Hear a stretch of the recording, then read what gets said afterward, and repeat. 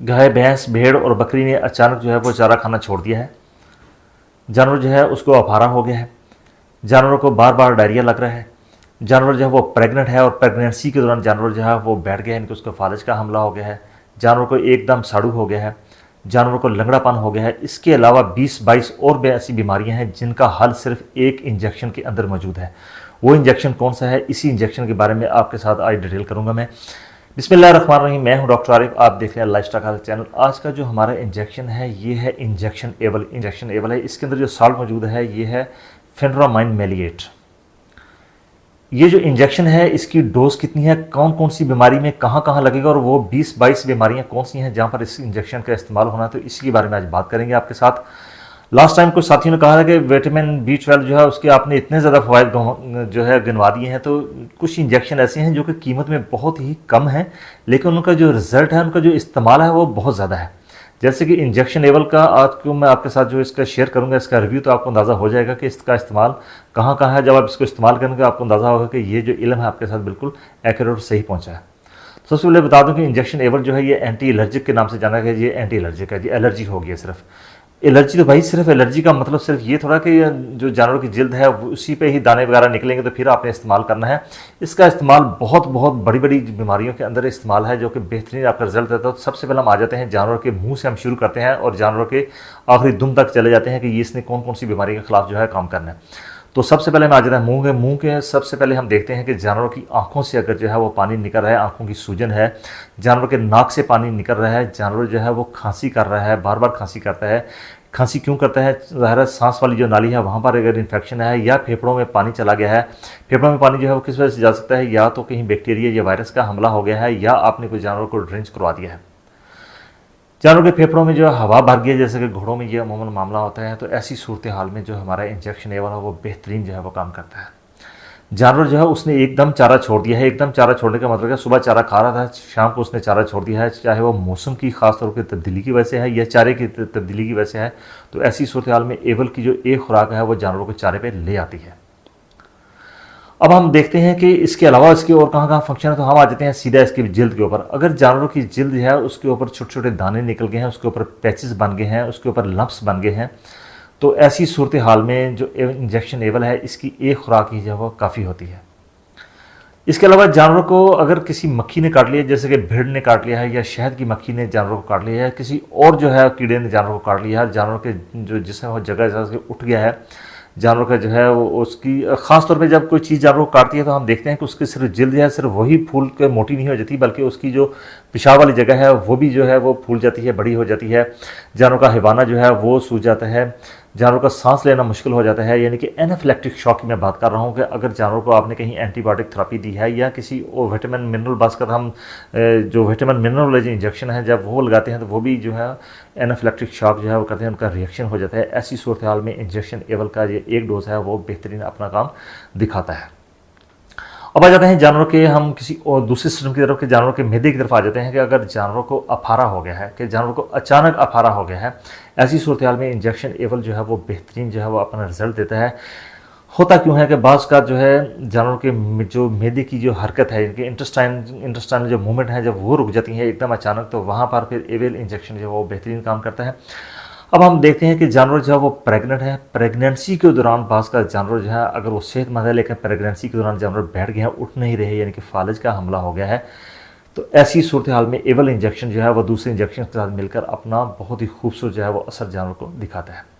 अगर जानवर की जो है वो बच्चा देने के बाद जेर जो है फंस गई है, जानवर जो है वो जेर फेंक नहीं रहा, और उसके साथ साथ जानवरों की जो बच्चा दनी है वो सूज गई है, वो बहुत ही बदबूदार जो है वो मवाद बाहर निकाल रहा है, जानवर जो है वो बार बार जोर लगा रहा है, इनके जानवर को क्रैम्प्स भी अगर पड़ रहे हैं ऐसी सूरत हाल में, तो इंजेक्शन एबल जो है वो अपना बेहतरीन रिजल्ट देने के मेट्राइटिस जो है एक्यूट मेट्राइटिस बच्चा देने के खास तौर पर 24 से 48 घंटे के बाद ये मामला होता है, तो वहाँ पर एबल इंजेक्शन जो है वो बेहतरीन जो है अपना रिजल्ट देता है। अब आ जाते हैं कि जानवर की लेमनेस के बारे में, कि जानवरों के जो खुर हैं उनमें सराहन पड़ गई है, खुर जो है वो गल गए हैं, जानवर जो है लंगड़ा हो रहा है। ख़ास तौर पर अगर हम घोड़ों, गधों और खच्चरों की बात करें तो इनमें अचानक जो है वो लेमनेस शुरू हो जाती है। ख़ास तौर पर सर्दियों के मौसम में अगर जानवरों ने बहुत यक ठंडा पानी पी लिया है या जानवरों ने बहुत ज़्यादा सब्ज़ घास खा लिया है, तो ऐसी सूरत हाल में जानवरों के जो लेमनेस को लंगड़ापन है वो बहुत ज़्यादा जानवरों को आ जाता है, जिसकी वजह से जानवरों का चलना फिरना मुश्किल हो जाता है। वहाँ पर एवल का सिर्फ एक इंजेक्शन जो है वो अपना काम दिखाता है। सिर्फ एवल का इंजेक्शन यहाँ काम नहीं करता, बल्कि एवल का इंजेक्शन जहाँ जहाँ भी जानवर के जिस्म में सूजन होगी, इनके स्वेलिंग जहाँ जहाँ भी होगी, वहाँ वहाँ पर एवल का इंजेक्शन जो है काम करेगा। अगर मैं टेक्निकली बात करूँ तो टेक्निकल जो हमारे डॉक्टर हज़रात हैं वो अगर इस वीडियो को देख रहे हैं तो वो उनमें भी काफ़ी सारा ये मामला आ जाता है कि डॉक्टर साहब ने इतनी ज़्यादा बीमारियाँ तो बता दी हैं, लेकिन इन बीमारियों में एवल का जो इंजेक्शन है ये इस्तेमाल टेक्निकली कहाँ कहाँ होगा। तो सबसे पहले बता दूँ कि इचिंग हम एक लफ्ज़ इस्तेमाल करते हैं खारिश का, कि अगर जानवरों को इचिंग हो गया है, एक्जिमा हो गया है, स्किन डर्माटाइटिस हो गया है, तो ऐसी सूरत हाल में जो इंजेक्शन एवल है वो अपना बेहतरीन असर जो है वो दिखाता है। घोड़ों में अगर स्टोमाटाइटिस हो गया है, अगर गाय और भैंसों में स्टोमाटाइटिस का मतलब ये है कि जानवर का जो मुंह है अंदर उसके छाले बन गए हैं, जख्म हो गए हैं, तो जानवर जो है वो चारा सही तरीके से नहीं खा रहा, तो उन जख्मों और छालों को ठीक करने के लिए एवल इंजेक्शन दूसरी अद्वियात के साथ मिलकर अपना बेहतरीन जो है काम दिखाता है। इस तरह जो प्रेगनेंसी के दौरान अगर जानवर को पेरेसिस हो गया है, टॉक्सीमिया हो गया है, प्लेसेंटा रिटेंशन जानवर को हो गई है, तो ऐसी सूरत हाल में ये मामला बिगड़ जाता है। तो ऐसी सूरत हाल में जो इंजेक्शन एवल है इसका, इनके फेनरामाइन जो है इंजेक्शन जो है वो अपना बेहतरीन असर जो है दिखाता है। ऐसे एनाफिलेक्टिक शॉक हो जाता है, लेमनाइटिस हो जाता है, या एक्यूट सेप्टिक मेट्राइटिस जानवर को हो जाता है, तो ऐसी सूरत हाल में जो इंजेक्शन एवल है वो अपना बेहतरीन जो है वो असर दिखाता है। अब आ जाते हैं इसके डोज रेट की तरफ कि इसका डोज हमने कैसे कैलकुलेट करना है। मार्केट में जो इंजेक्शन आपको बताए हैं इनमें 11.5 मिलीग्राम पर ml जो है किसी इंजेक्शन में जो है वो फेनरामाइन जो है वो मौजूद है। इसी तरह 25 मिलीग्राम जो है वो भी काफ़ी सारे इंजेक्शन में मौजूद है। तो डोज रेट जो है आपने कैलकुलेट करना है, तो उसके लिए आपको बता दूं कि इसकी जो डोज़ है मिलीग्रामों में 0.5 मिलीग्राम से लेकर 1 मिलीग्राम पर केजी बॉडी वेट के हिसाब से आपने इसको इस्तेमाल करना है। यानी कि अगर आपके जो इंजेक्शन है उसमें 24 से 25 मिलीग्राम या 22 मिलीग्राम जो है वो फेनरामाइन जो है वो मौजूद है, तो उसकी जो डोज कैलकुलेट होगी ml में, क्योंकि कुछ साथी कहते हैं ml में बता दिया करें, तो वो 5 से 10 ml जो है उसकी डोज बढ़ेगी बड़े जानवरों में। छोटे जानवरों में आधी सीसी, यानी कि भेड़ बकरी में आधी सीसी से 1 सीसी जो है वो डोज बनेगी। इस तरह अगर डॉग्स की बात करें तो उनमें भी आधी से 1 सीसी जो है वो इंजेक्शन जो है एवल का इस्तेमाल जो है वो होगा। अब इसको आपने इस्तेमाल कैसे करना है? इसको इस्तेमाल करने के 2 तरीके हैं। या तो आप इसको बजरिया नस यानी कि IV इस्तेमाल करेंगे, दूसरा है इंट्रा मस्कुलर जो है वो इस्तेमाल कर सकते हैं। हमेशा जो इंट्रावीनस जो है इनके जो बजरिया नस है वो उसको इस्तेमाल किया जाता है जब जानवरों को जो है बहुत ज़्यादा कम्प्लिकेशन की सूरत हाल में है, बहुत ज़्यादा मुसीबत में है। जैसे कि जानवरों को आपने किसी भी किस्म का चिचड़ों वाली या जुओं वाली जो दवाई है वो आपने जानवरों को मली है, या जिसम पे जो है उसका लेप किया है, या आपने इंजेक्शन एंटीबायोटिक्स जो है वो इस्तेमाल किए हैं, वहाँ पर रिएक्शन हो गया है, या किसी कीड़े ने काट लिया है, वो एनाफिलेक्टिक शॉक वहाँ पर हो गया है, जानवर का सांस लेना मुश्किल हो गया है। ऐसी सूरत में आप बसरिया नस लगाएंगे। बसरिया नस जो है वो 1 से 2 मिनट के अंदर अंदर अपना जो, बल्कि इससे भी पहले जो है वो अपना काम दिखाती है। इंट्रामस्कुलर जो इंजेक्शन है ये कम से कम 10 से 20 मिनट के अंदर अपना जो है वो असर दिखाता है। हमला जानवर में आप इसको बड़े आराम से लगा सकते हैं, इसमें कोई ऐसे मसले वाली बात नहीं है।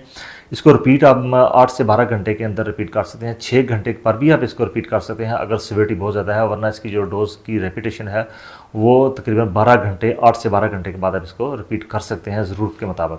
जब भी आपने इंजेक्शन एवल का इस्तेमाल करना है अपने डॉक्टर से जो है उसको रुजू कर लेना, उनके मशवरे के बगैर आपने किसी भी मेडिसिन को इस्तेमाल नहीं करना। इसके अलावा फिर भी कोई चीज़ रह गई हो जो कि मैं आपको सही तरीके से बता ना सका हूँ या आपको समझ ना आई हो, आप मुझसे कमेंट कर सकते हैं।